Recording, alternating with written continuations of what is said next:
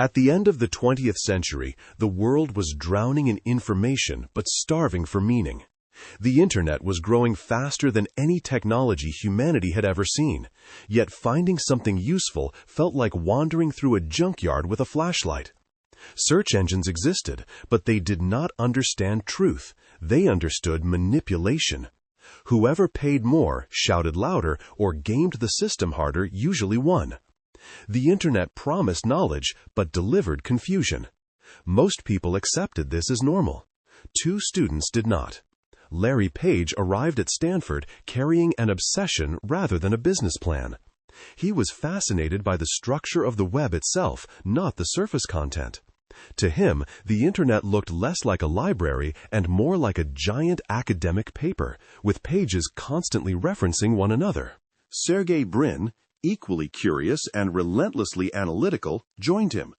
Together, they asked a question that sounded almost naive at the time. What if links were votes? What if authority mattered more than keywords?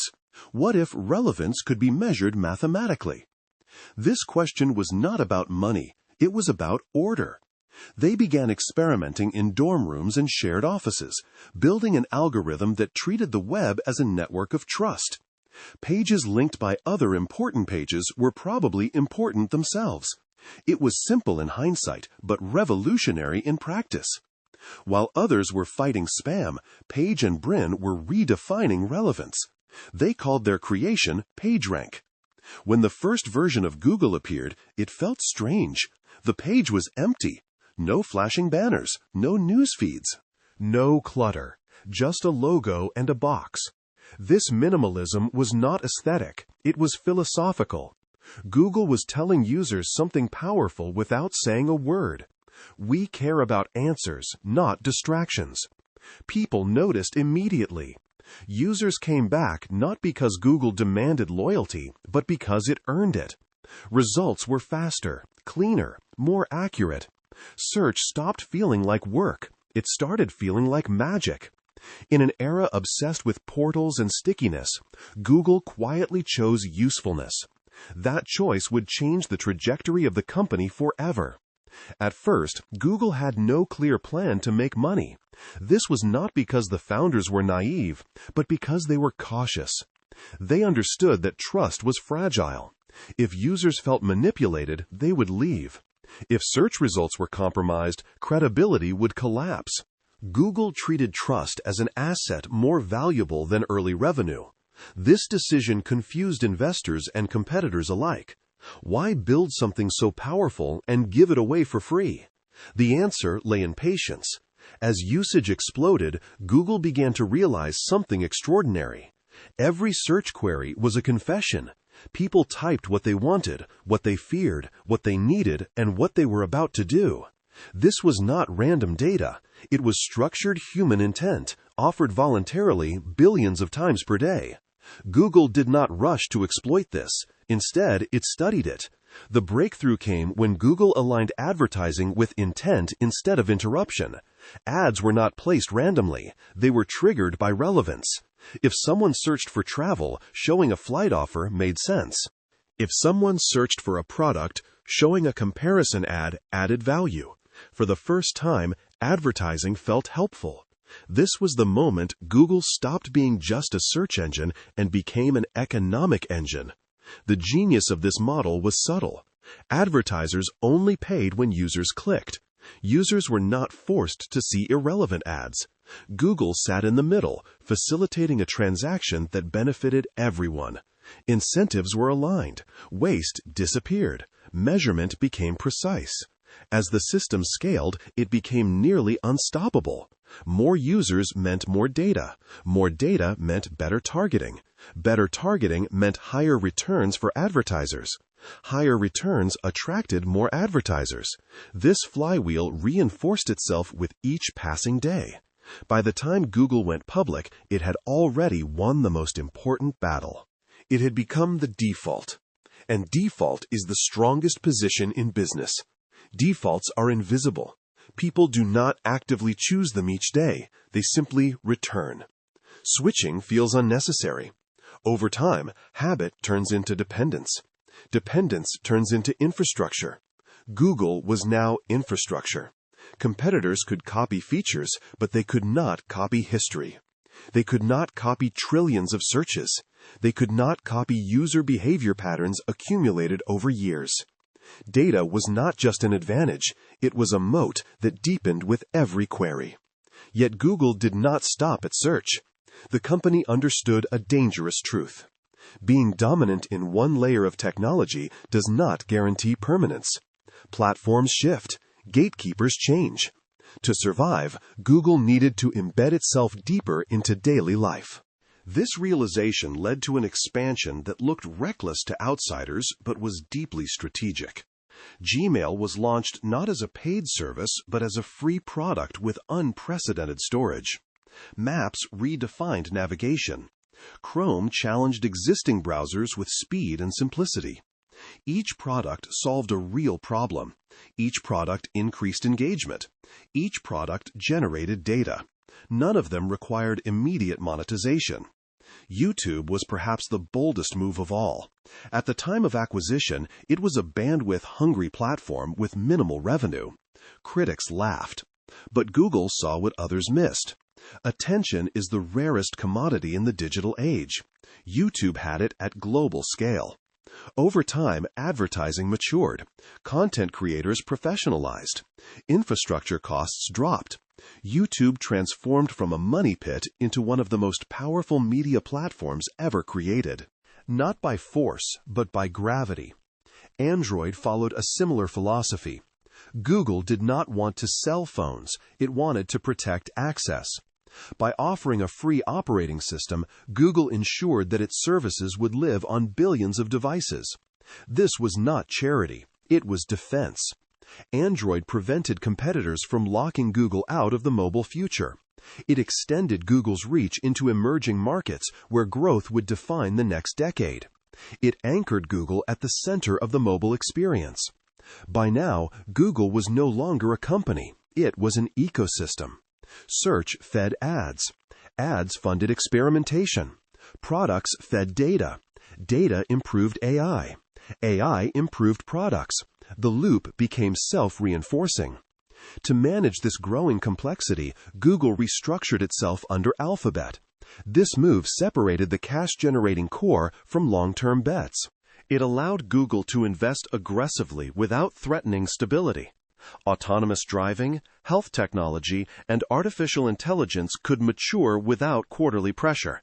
This structure gave Google something rare: optionality. While other companies had to bet their future on a single product cycle, Google could afford patience. Failure was acceptable. Learning was rewarded. Culture made this possible. Google hired for curiosity and disagreement. Engineers were encouraged to challenge ideas, not defend egos. Decisions were data-driven, but not data-blind. Debate was institutionalized. Leadership evolved alongside scale. Founders stepped back from daily operations. Professional management stepped forward. Sundar Pichai rose not through charisma, but through clarity. He understood platforms, users, and balance. Under his leadership, Google became more disciplined without losing its soul. Financially, the company became a fortress. Massive cash reserves, strong margins, minimal debt. Google did not just survive downturns, it absorbed them. As advertising budgets tightened globally, dollars shifted toward measurable outcomes. Google benefited. Performance-based advertising thrives when efficiency matters. Google was built for efficiency. Valuation debates emerged as the company matured. Some saw slowing growth. Others saw saturation. Both views underestimated the next wave. Artificial intelligence was not new to Google, it was foundational. Many core breakthroughs in modern AI came from Google's research labs. What made Google dangerous was not invention alone, but distribution.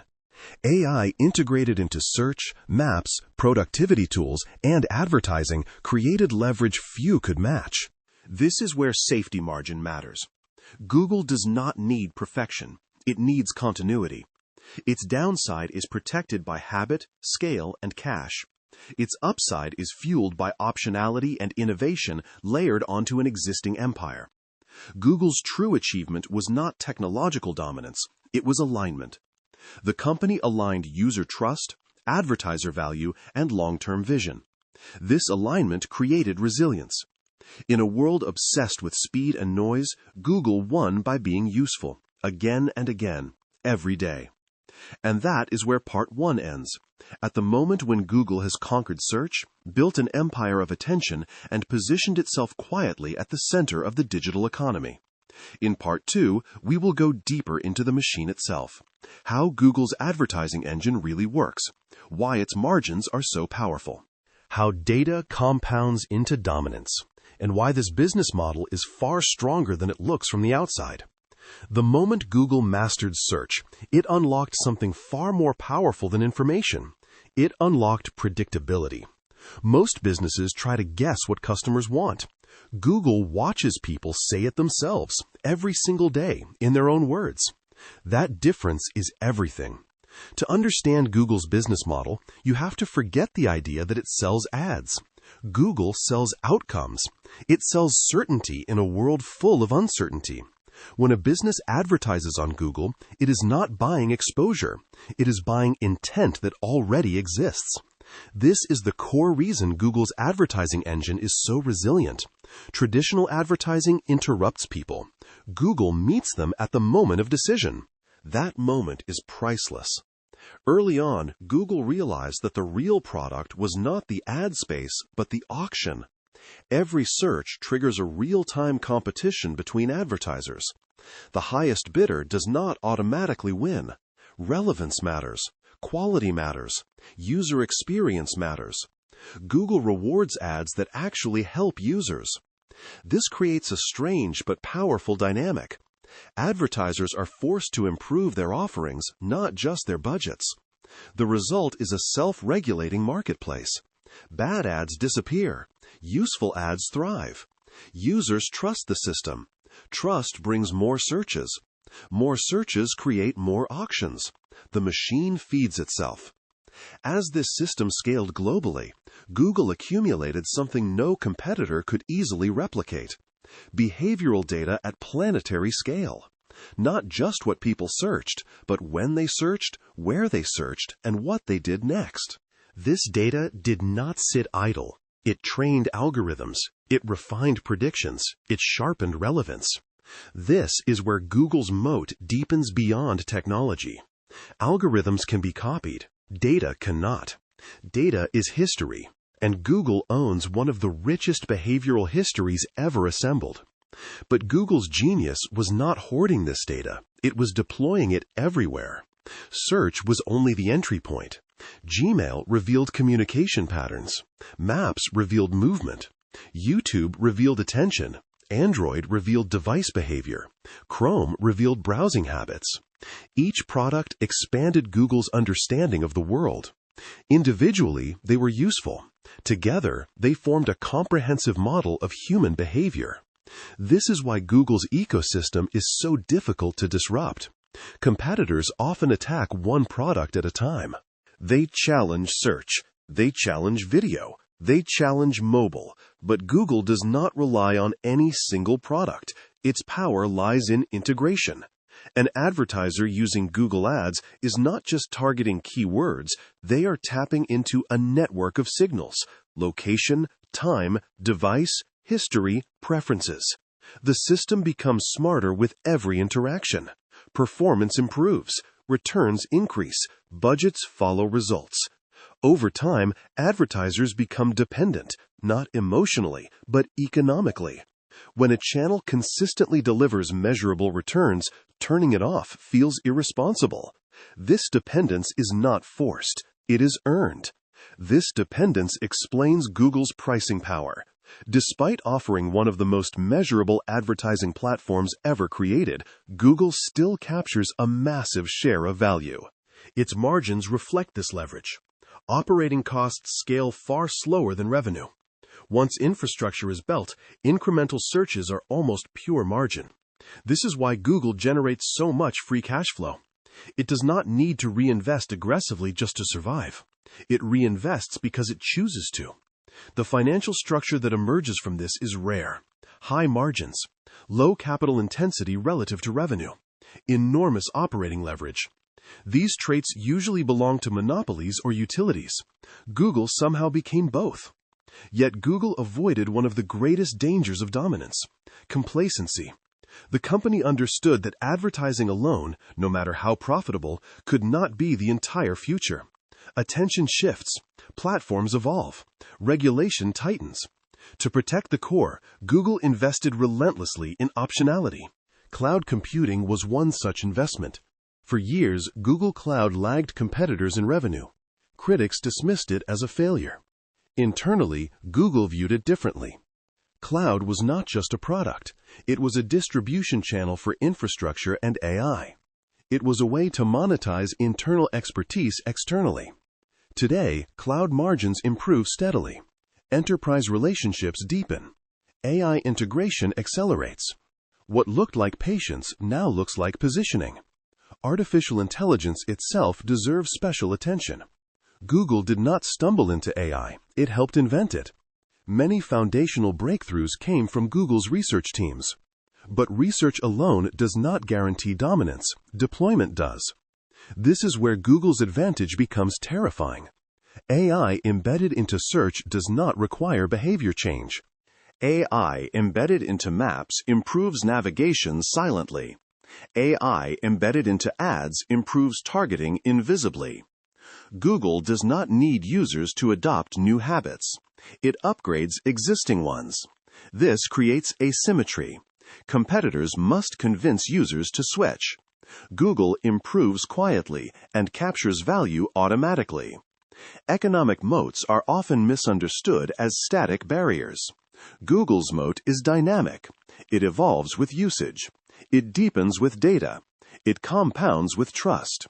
Trust is the invisible layer most analyses miss. Users trust Google to give relevant answers. Advertisers trust Google to deliver returns. Developers trust Google's platforms to scale.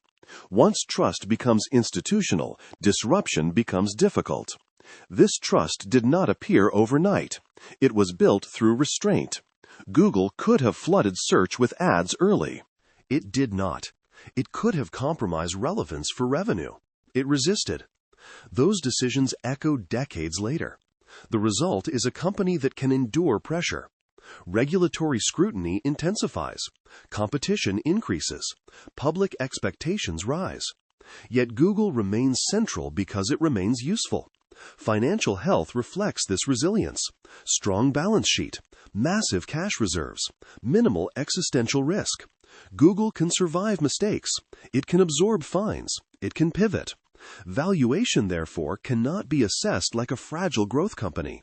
Google is not betting its future on one product or trend. It owns a portfolio of platforms tied together by data and intelligence. The safety margin lies in this diversification. Even if one segment slows, others compensate. Even if growth moderates, profitability persists. Even if innovation stumbles, cash flows remain. At the same time, upside remains open-ended. AI is not a single product cycle.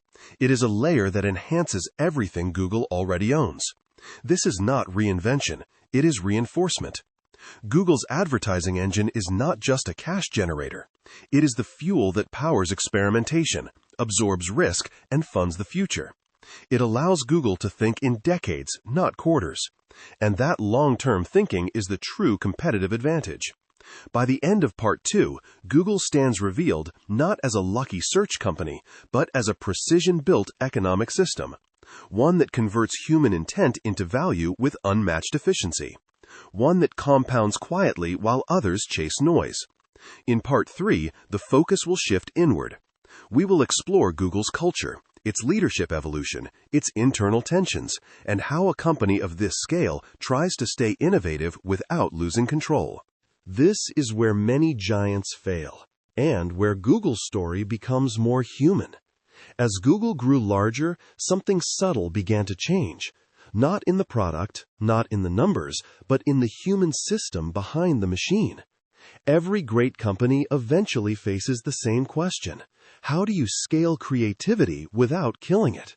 In the early days, Google felt more like a university lab than a corporation.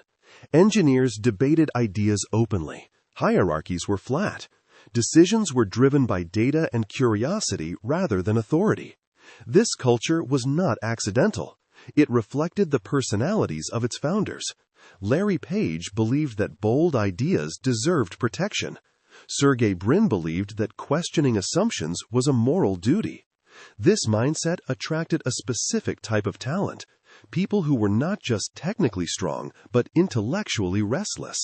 Google hired those who asked why, not just how. Interviews were famously difficult, not because of trivia, but because the company wanted thinkers who could navigate ambiguity. As the company scaled, this culture became both a strength and a challenge. Thousands turned into tens of thousands.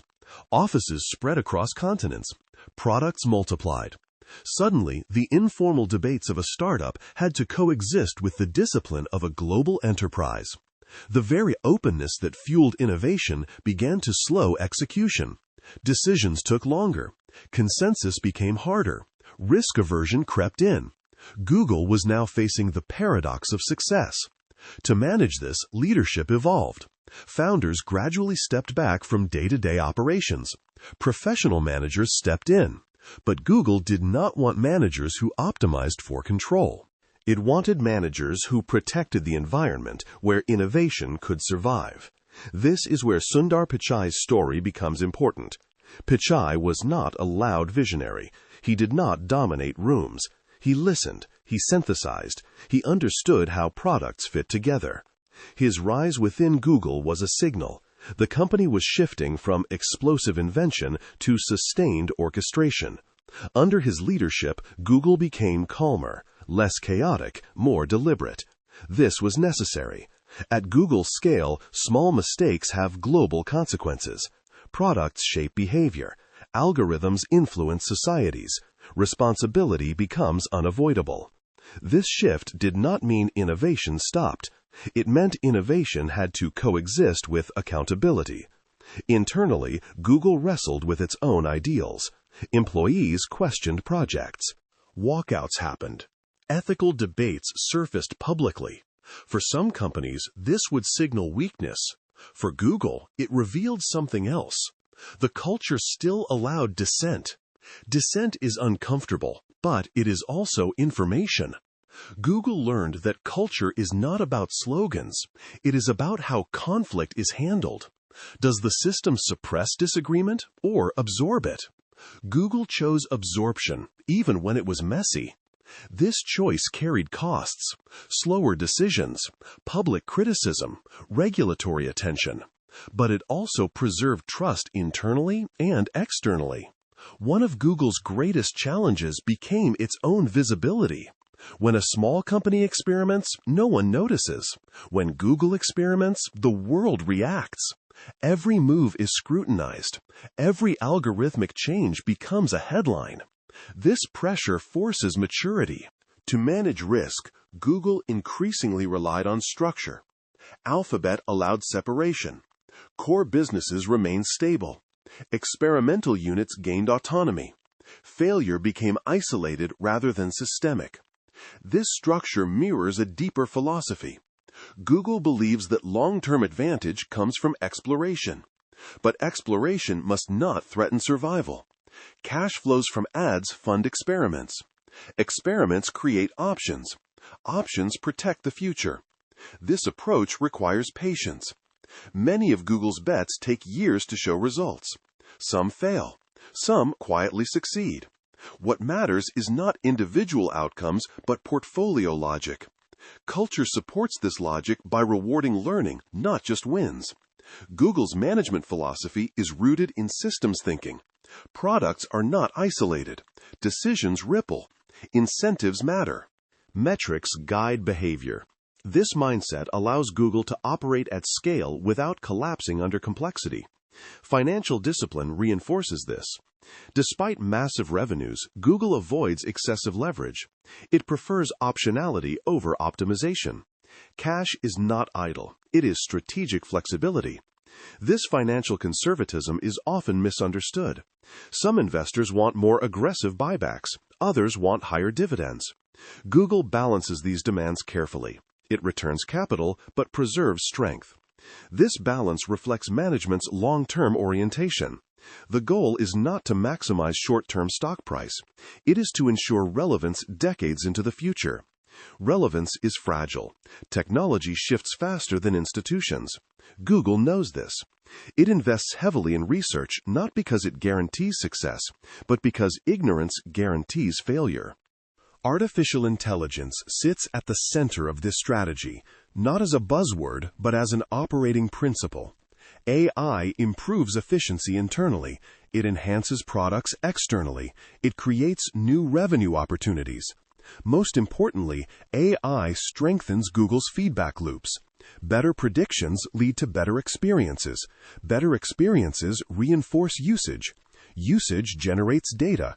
Data trains models. The loop tightens. This is why Google's culture emphasizes fundamentals over hype. Trends come and go. Systems endure. The human cost of this scale is complexity. Managing tens of thousands of brilliant minds is hard. Aligning incentives across continents is harder. Mistakes happen. Tensions rise. Google is not immune, but resilience lies in adaptability. Google adjusts, it reorganizes, it learns. The company's greatest risk is not competition, it is stagnation. Culture calcifies when fear replaces curiosity. Google fights this by institutionalizing exploration. The story of Google is not clean, it is not perfect, it is human, and that humanity is part of its strength. By the end of Part 3, Google stands not just as an economic machine, but as a living organization, one balancing power with responsibility, innovation with caution, scale with humility. In Part 4, we will bring everything together: financial health, valuation logic, safety margin, long-term scenarios, and the final question every investor and observer must ask: is Google still early in its story or already closer to the end? By the time a company reaches Google's scale, the most important question is no longer how fast it can grow, but how well it can endure. Endurance is the real test of greatness. Many companies shine briefly. Few remain indispensable. Google's financial structure reveals why it belongs to the second group. The company generates enormous cash flows not as a side effect, but as a natural outcome of its design. Its core businesses require relatively modest incremental investment to grow. Once infrastructure is built, each additional search, view, or interaction costs very little. This creates operating leverage that compounds year after year. Unlike companies dependent on physical expansion or constant customer acquisition, Google benefits from habitual usage. People do not wake up and decide whether to use search. They simply do. This predictability stabilizes revenue even during economic stress. Advertising budgets fluctuate, but intent does not disappear. When times are good, companies advertise to grow. When times are bad, they advertise to survive. Performance-based advertising becomes more attractive under pressure. Google thrives in both environments. This explains why its margins remain resilient across cycles. It also explains why its balance sheet is so strong. Google does not rely on debt to fund ambition. It relies on internal generation. This independence reduces risk and increases strategic freedom. Risk, however, never disappears entirely. For Google, risk takes different forms. Regulation is one. Scale attracts scrutiny. Governments worry about influence, data, and competition. These pressures can slow expansion and add costs. But regulation also reinforces incumbents. Smaller competitors struggle to absorb compliance burdens. Google can. Competition is another risk, but it is often misunderstood. Google does not compete in isolated markets. It competes as an ecosystem. Rivals may win individual battles, but displacing Google entirely requires breaking habits across search, video, maps, mobile, and productivity simultaneously. That is an enormous challenge. Technological disruption is the most discussed threat. New interfaces, new models, new paradigms. History is full of giants undone by shifts they underestimated. Google is acutely aware of this. That awareness shapes its strategy. Artificial intelligence is not a threat Google is reacting to. It is a force Google helped create. More importantly, it is a force Google can integrate rather than replace. Search does not disappear because answers become smarter. It evolves. Advertising does not vanish because targeting improves. It becomes more efficient. Google's advantage is not that it has AI. Many companies do. Its advantage is that AI amplifies systems already at scale. Improvements do not start from zero. They propagate instantly across billions of interactions. This is where valuation becomes subtle. On the surface, Google may appear mature. Growth rates are lower than in its early years. Markets sometimes treat it like a utility. But this view ignores optionality. AI, cloud, enterprise tools, and new monetization layers create asymmetry. The downside is limited by diversification and cash generation. The upside is not capped by a single product. This asymmetry creates a margin of safety that many investors underestimate. A true safety margin is not just about cheap price. It is about durability. Google's durability comes from alignment. Users want relevant information. Advertisers want measurable results. Developers want stable platforms. Google sits at the intersection. Breaking this alignment would require a fundamentally better system, not just a louder one. Google's long-term value lies in its ability to remain boring in the best way, reliable, predictable, useful. While others chase novelty, Google compounds. This compounding is quiet. It does not announce itself dramatically. It shows up in habits, defaults, and infrastructure. The most powerful systems are often invisible. Looking forward, the question is not whether Google will change. It must. The question is whether it can change without losing trust. So far, history suggests it can. The founders understood something rare. Technology changes quickly, but human behavior changes slowly. Curiosity, convenience, and trust are timeless. Google built its empire on these constants. That is why its story does not feel finished. Google began as an attempt to bring order to chaos. It became a way to navigate the modern world. It turned curiosity into infrastructure and attention into value, not through force, but through usefulness. In the end, Google's greatest achievement is not dominance. It is indispensability. And in business, there is no stronger position than that.